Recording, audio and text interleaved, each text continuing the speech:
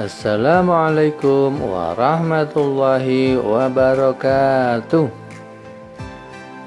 Anak-anak, bagaimana kabar kalian hari ini? Semoga anak-anak selalu dalam keadaan sehat dimanapun berada. Sebelum kita mulai belajar, marilah kita berdoa terlebih dahulu. Berdoa mulai. Selesai.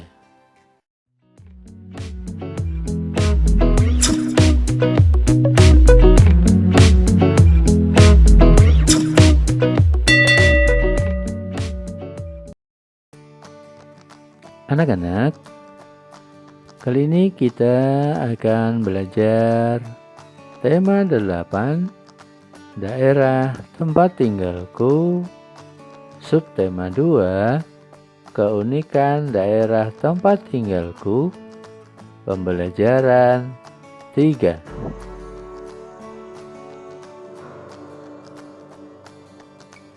Tujuan pembelajaran.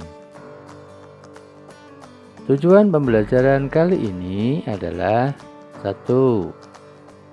Dengan kegiatan mengamati gambar kegiatan ekonomi, siswa dapat mengidentifikasi kegiatan ekonomi meliputi produsen, distributor, dan konsumen.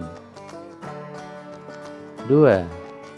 Dengan kegiatan mengamati gambar anak-anak yang sedang berdiskusi, siswa dapat mengemukakan pendapatnya tentang keberagaman karakteristik individu dalam kehidupan sehari-hari. 3. Dengan kegiatan menemukan jawaban soal, siswa dapat menuliskan tokoh-tokoh pada teks cerita fiksi. Dayu dan teman-teman sedang berkumpul. Sedang apa mereka ya?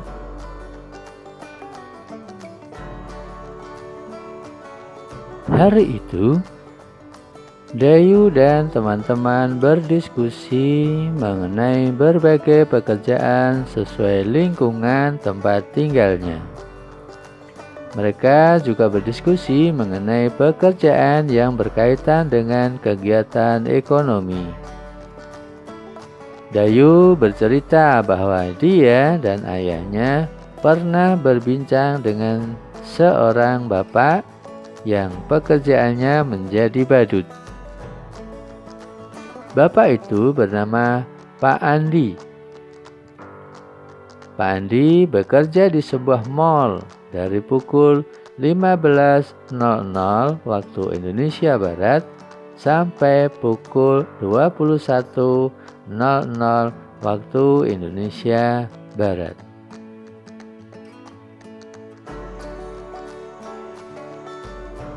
Pagi hari, Pak Andi menjadi badut di sebuah taman bermain yang letaknya tidak jauh dari mall. Sampai akhirnya pembicaraan Dayu, ayah Dayu, dan Pak Andi berlanjut dengan bertukar alamat. Ternyata tempat tinggal Pak Andi tidak jauh dari mall yang Dayu kunjungi. Nah, ini adalah pertemuan antara Dayu dengan Pak Andi ketika menjadi badut.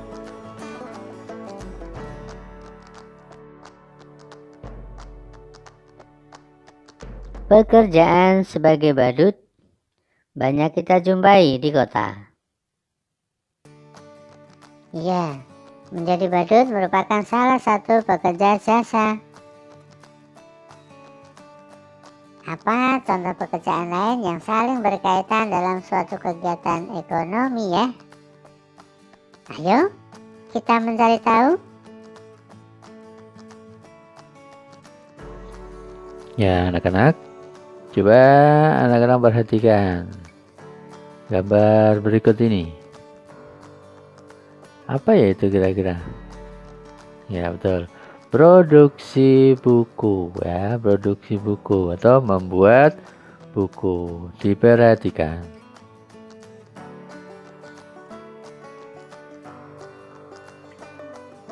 Nah, setelah tadi buku dibuat, itu berarti sebagai produsen. Sekarang kita perhatikan gambar berikut ini. Nah, di sini ada bursa buku. Nah, di situ ada distribusi buku. Jadi, buku-buku yang sudah dibuat tadi, yang sudah diproduksi tadi, didistribusikan, disalurkan, ya. Nah, setelah disalurkan,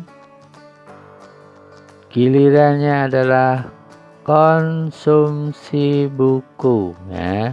Jadi setelah disalurkan, setelah itu buku dipakai, ya, dibeli, dipakai, dibaca-baca seperti itu, ya. Itu namanya konsumsi, mengkonsumsi buku. Bukan berarti dimakan loh, ya. Buku bukan untuk dimakan, ya, tapi untuk dibaca. Jadi artinya konsumsi buku bukan berarti memakan buku, tetapi menggunakan buku sebagai bacaan, membaca buku seperti itu, ya. Nah, seperti itu. Anak-anak, sekarang tugas pertama. Ingatkah kalian kegiatan ekonomi?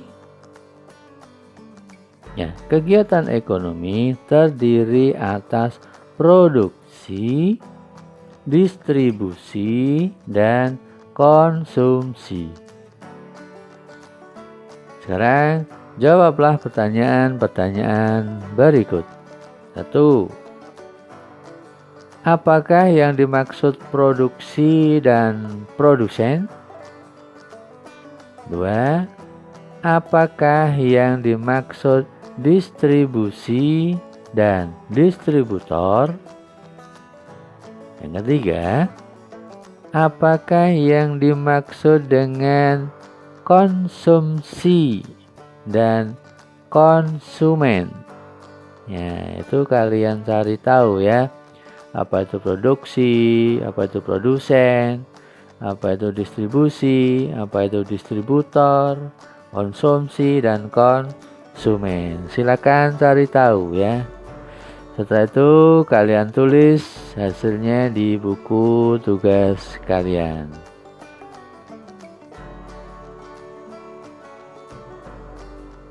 Anak-anak, buku merupakan sumber ilmu.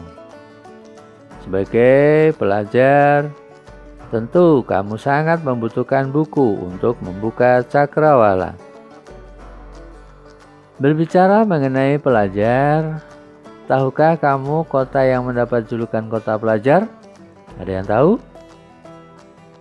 Ya, betul, ya. Kota dengan julukan kota pelajar adalah Yogyakarta, ya. Jadi Yogyakarta merupakan kota pelajar.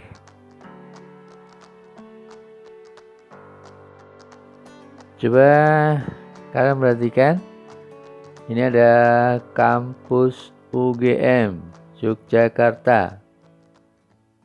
Di antara kalian apakah sudah ada yang pernah berkunjung ke sini? Ya, kalau sudah, nah tentunya kalian tahu, ya, bagus sekali, ya. Dan di sana banyak sekali para kakak-kakak kalian, ya. Mereka mahasiswa-mahasiswa yang bersekolah di sana. Nah, mungkin kalian pernah ke sana mengantarkan kakak atau menjemput kakak ketika mau pulang dari perkuliahan, ya. Nah, itu coba diperhatikan, itu gedung kampus, ya, gedung kampus UGM Yogyakarta. Siapa tahu nanti kalian juga ada keinginan kuliah ke sana, ya, nanti kalau kalian sudah dewasa.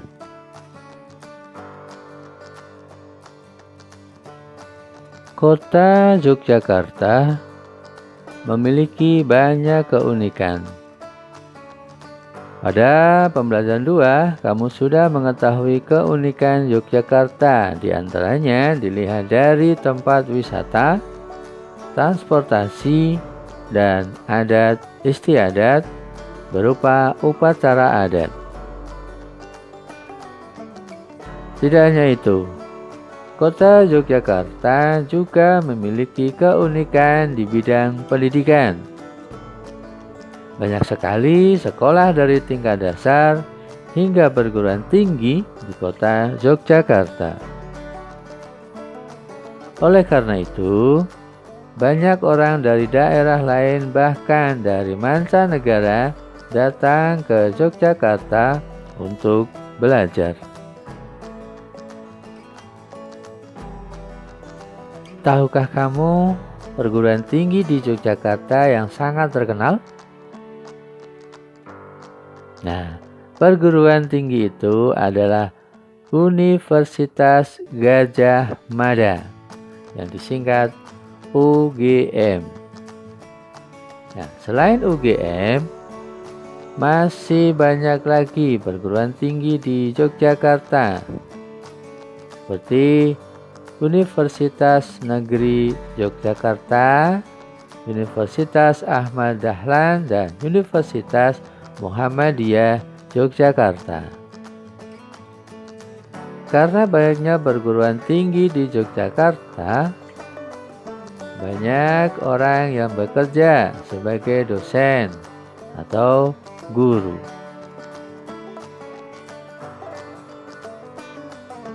Sekarang kita cari tahu ya, bagaimanakah karakteristik pelajar di kota Yogyakarta? Nah, saat ini daerah Yogyakarta sudah dihuni banyak suku bangsa di Indonesia, seperti suku Jawa, suku Sunda, ada Batak, serta etnis Tionghoa. Oleh karena itu, karakteristik pelajar yang ada di Yogyakarta beragam.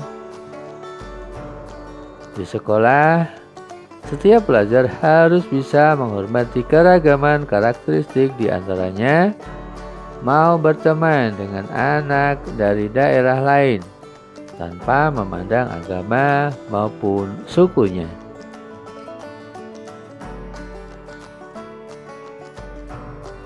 Begitu juga saat di lingkungan tempat tinggal, para pelajar dari berbagai daerah yang tinggal di satu lingkungan harus hidup rukun.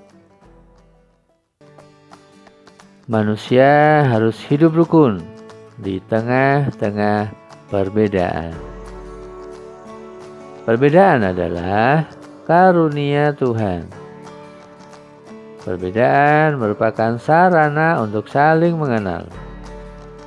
Sebagai contoh, pada saat di lingkungan tempat tinggal mengadakan kerja bakti membersihkan lingkungan, para pelajar dari berbagai daerah pun ikut serta dalam bekerja bakti.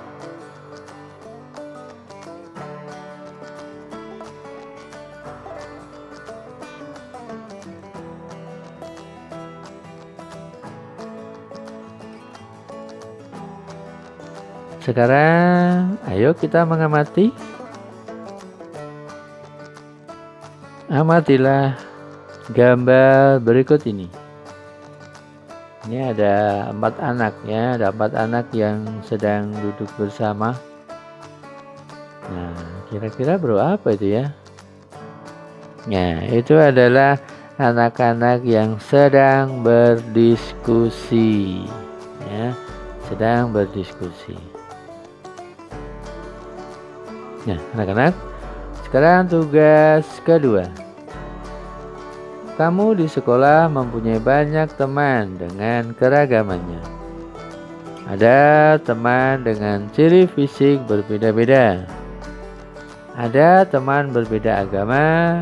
Ada juga teman dengan asal daerah tempat tinggal yang berbeda. Nah, sekarang bagaimana kamu menyikapi keragaman karakteristik di sekolahmu? Tuliskan dalam buku tugasmu. Silakan kalian memberi tanggapan, memberi jawaban, ya.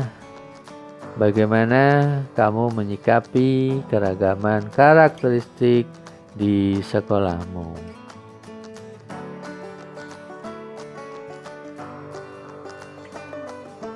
Daerah tempat tinggal penduduk Yogyakarta beragam. Ada daerah dataran tinggi, dataran rendah, pesisir, kota, dan desa. Di Yogyakarta juga banyak dijumpai sungai. Di antaranya ada Sungai Opak, Sungai Kode, Sungai Kuning, Sungai Progo, dan Sungai Gajah Wong.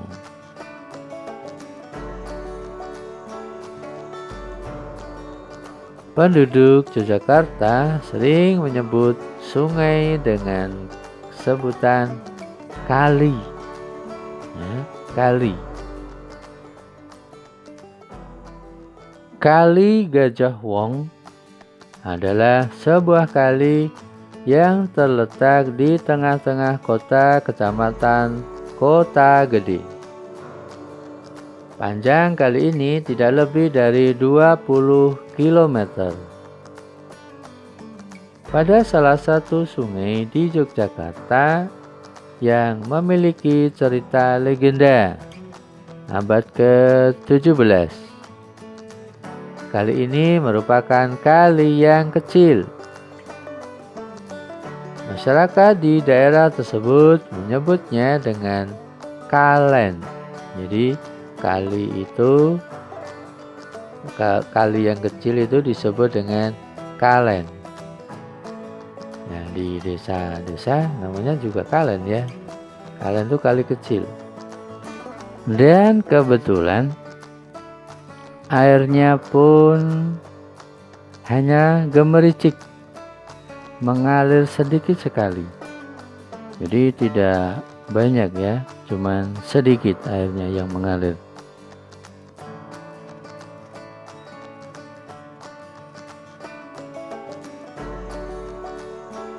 Coba perhatikan. Ini adalah Kali Gajah Wong. Ya, namanya unik ya, Kali Gajah Wong. Coba diamati. Kalau dilihat fotonya, enak ya. Ini bisa untuk mandi itu ya. Bisa untuk mandi. Di kanan kiri ada rumput-rumput menghijau, ada tumbuhan-tumbuhan. Nah, itu dulu kalau pada zaman dulu anak-anak kecil itu suka mandi di sungai seperti itu ya. Enak sekali, segar begitu rasanya. Nah, anak-anak, sekarang kita simak cerita mengenai Kali Gajah Wong.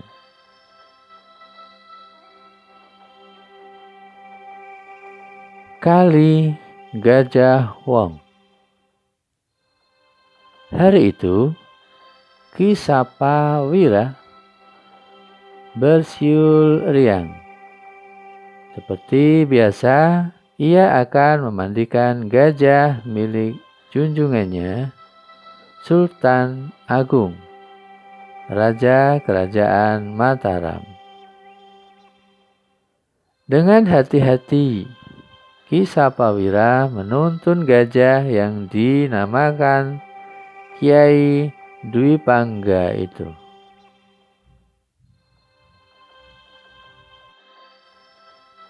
Mereka berjalan ke sungai yang terletak di dekat keraton Mataram.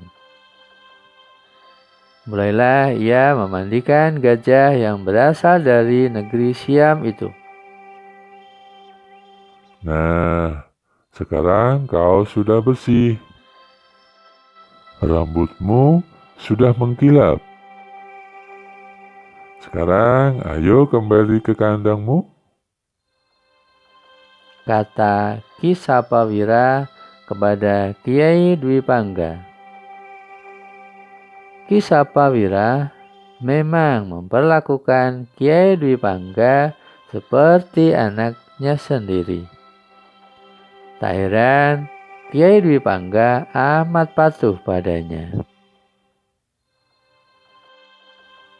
Suatu hari, Ki Sapawira tak bisa memandikan Kiai Dwi Pangga. Ada bisul besar di ketiaknya. Rasanya ngilu sekali. Badannya juga demam karena bisul itu. Ia meminta tolong pada adik iparnya, Ki Kerti Pejok, untuk memandikan Kiai Dwi Pangga. Kerti, tolong aku ya. Aku benar-benar tak bisa bekerja hari ini. Kata Ki Sapawira. Tenang, Kang. Aku pasti akan membantumu. Tapi tolong beritahu bagaimana caranya supaya gajah itu menurut padaku. Aku takut jika nanti ia marah dan menyerangku. Jawab Ki Kerti Pejok.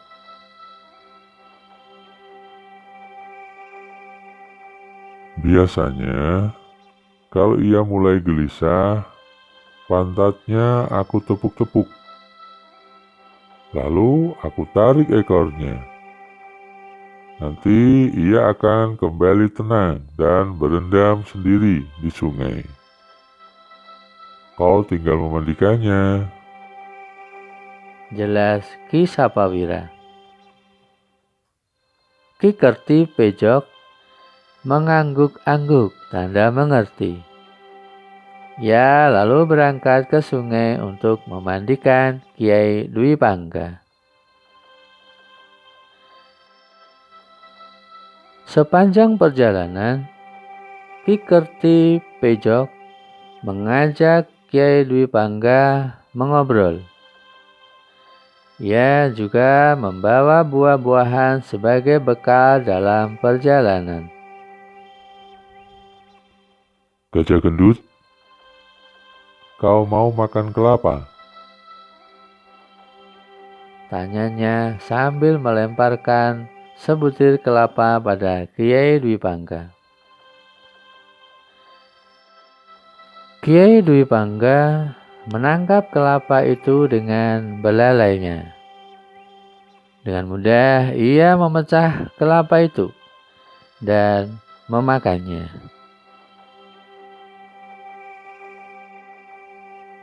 Nah, sekarang kau sudah kenyang kan? Ayo, jalan lagi. Kata Ki Kerti Pejok sambil memukul pantat Kiai Dwi Pangga. Sesampai di sungai, Ki Kerti Pejok melaksanakan tugasnya dengan mudah. Digosoknya seluruh bagian tubuh Kiai Dwi Pangga sampai bersih dan berkilap. Setelah itu, mereka pulang ke Keraton Mataram.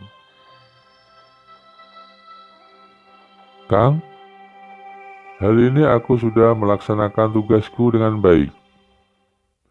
Apa besok Kakang masih memerlukan bantuanku? Tanya Ki Kerti Pejok pada Ki Sapawira. Jika kau tak keberatan, maukah kau memandikannya sekali lagi? Aku masih demam, sedangkan gajah itu harus dimandikan setiap hari. jawab Ki Sapawira. Baik, Kang. Aku tidak keberatan. Toh gajah itu sangat penurut. Jadi, aku tak kesulitan saat memandikannya. Kata Ki Kertipejok. Terima kasih, Kerti. Lusa aku pasti sudah sembuh. Kau akan bebas dari tugas ini. Kata Ki Sapawira. Keesokan harinya, Ki Kertipejok menjemput Kyai Dwi Pangga. Pagi itu hujan turun rintik-rintik, tetapi sepertinya tak akan bertambah deras. Di sungai, Ki Kertipejok bimbang karena dilihatnya air sungai sedang surut. Wah, airnya dangkal sekali. Mana bisa gajah ini berendam? Aku sendiri saja tak bisa. Apalagi gajah yang besar. Pikirnya dalam hati. Gajah gendut, kita cari sungai yang lain saja ya. Sungai ini dangkal. Kau tak akan bisa berendam di sini.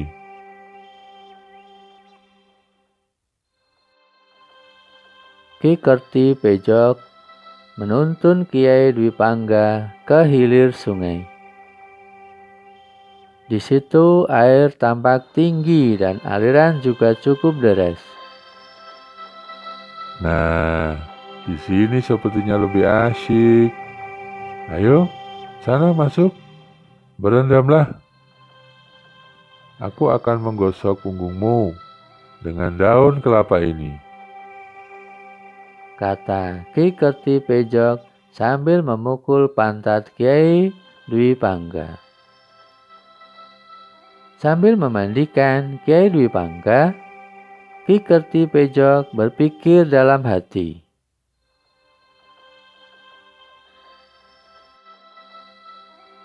Sebaiknya aku beritahu Kakang untuk memandikan gajahnya di sini. Di sini airnya lebih dalam. Harusnya juga cukup deras. Aneh, kok selama ini Kakang Sultan Agung tak tahu keberadaan sungai ini ya? Saat ia sibuk berbicara sendiri, tiba-tiba dari arah hulu datanglah banjir bandang yang sangat besar. Banjir itu datang dengan sangat cepat. Ki Kertipejok dan Kyai Dwi Pangga bahkan tak menyadarinya. Dalam sekejap, mereka terhempas dan terbawa arus. Tolong! Tolong! Teriak Ki Kertipejok. Tapi tak ada yang mendengar. Sungguh menyedihkan nasib Ki Kertipejok dan Kyai Dwi Pangga. Mereka terseret arus dan hanyut sampai ke laut selatan.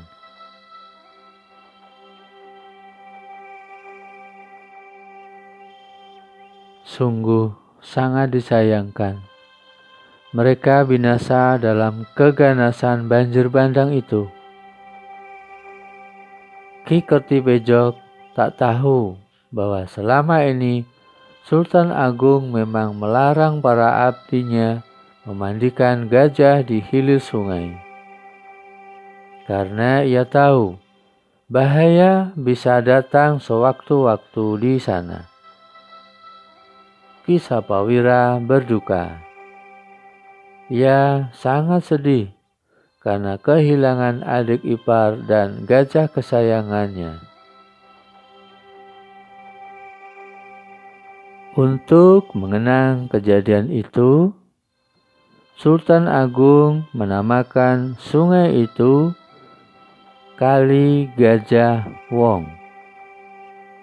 Kali berarti sungai, Gajah Wong berarti gajah dan orang. Kali Gajah Wong ini terletak di sebelah timur kota Yogyakarta.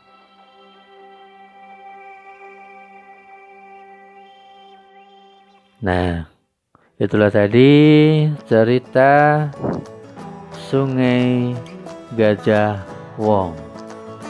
Nah, sekarang malah kita berlatih. Tugas ketiga. Jawablah pertanyaan berikut berdasarkan teks cerita tadi. Yang pertama, siapa saja tokoh pada cerita tadi? Kedua, adakah tokoh antagonis dan adakah tokoh protagonis pada cerita tadi? Jika ada, siapakah dia? Silakan ditulis di buku tugas kalian.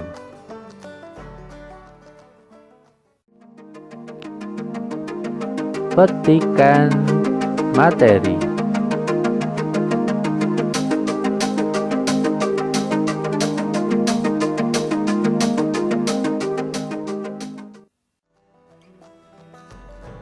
Kegiatan ekonomi di lingkungan sekitar. Kebutuhan manusia terbagi menjadi 3, yaitu kebutuhan primer, kebutuhan sekunder, dan tersier. Dalam usaha memenuhi kebutuhan manusia, terdapat kegiatan ekonomi, yaitu 1. Kegiatan produksi. Produksi adalah kegiatan menghasilkan barang untuk memenuhi kebutuhan manusia. Kedua, kegiatan distribusi. Distribusi adalah penyebaran hasil produksi ke konsumen atau penyaluran hasil produksi ke konsumen. Perantara atau orang yang menyalurkan hasil produksi ke konsumen disebut distributor. Ketiga, kegiatan konsumsi. Konsumsi adalah kegiatan memakai atau menghabiskan barang untuk memenuhi kebutuhan.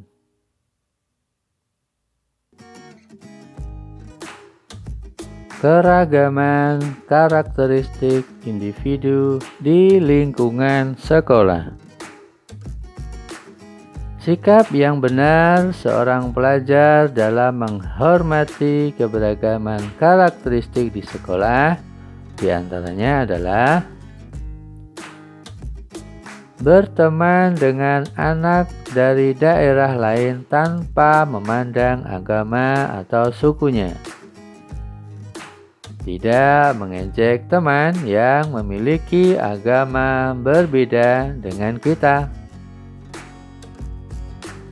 Mau bekerja sama dengan teman berbeda agama dan suku.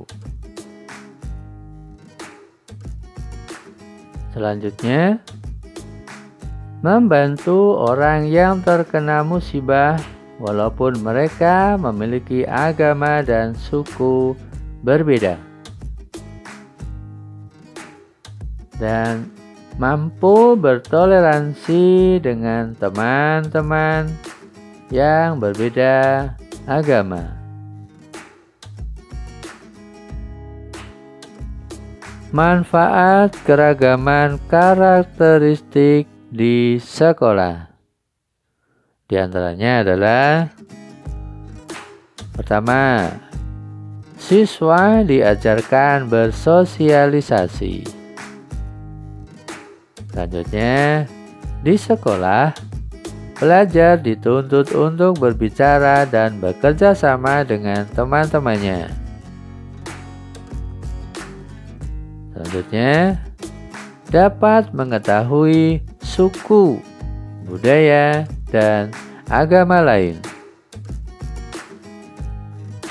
Contoh lagi, dengan adanya keragaman di sekolah, pelajar mengerti tentang perbedaan.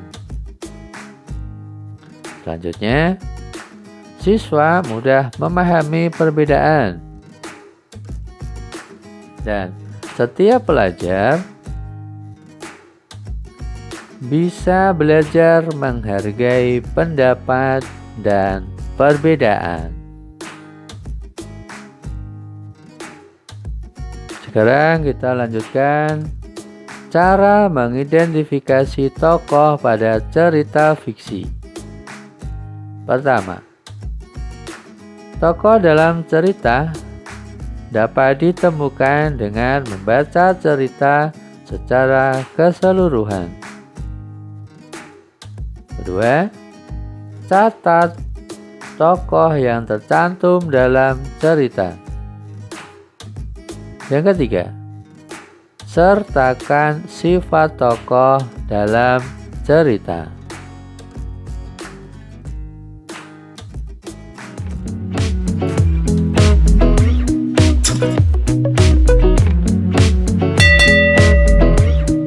Anak-anak, itulah materi yang kita pelajari hari ini. Semangat belajar ya. Semoga sehat selalu. Sampai jumpa. Wassalamualaikum warahmatullahi wabarakatuh.